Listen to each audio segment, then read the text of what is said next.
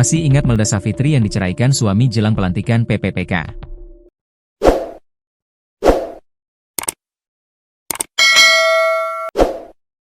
Kasus di Aceh Singkil ini sempat menjadi perhatian warganet.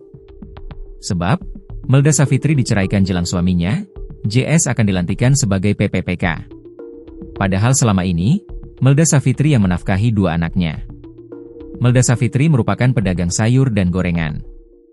Kini Melda Savitri kembali menjadi perhatian karena menjalani mediasi dengan suami di Badan Kepegawaian dan Pengembangan Sumber Daya Manusia, BKPSDM, Aceh Singkil pada Kamis, 20 November 2025. Warganet kembali bersuara meminta agar Melda menolak tawaran damai dari JS.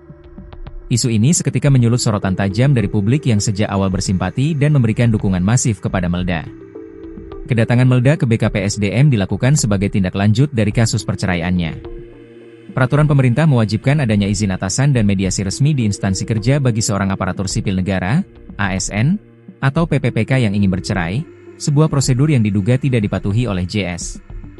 Melda Savitri yang hari ini sudah menjadi buah bibir netizen seluruh Indonesia, yang mana mendatangi BKPSDM Singkil untuk melakukan mediasi dengan suaminya. Jadi kita ingin tahu apa yang akan dilakukan oleh pihak BKPSDM terkait hal ini, kata Ramli Manik, Ketua Aliansi Wartawan Aceh Singkil, saat memantau proses tersebut, dilansir dari Facebook rekan Melda, Rasnah Limbong. Dalam momen mediasi tersebut, Melda terlihat tampil berbeda. Dengan penampilan yang glowing dan membawa tas bermerek, ia hanya tersenyum saat ditemui. Perubahan penampilan dan kehadiran di proses mediasi inilah memunculkan isu rujuk dengan mantan suami. Banyak warganet yang berharap Melda tetap pada pendiriannya untuk mendapatkan keadilan dan memulai hidup baru tanpa mantan suami yang dinilai tidak beretika.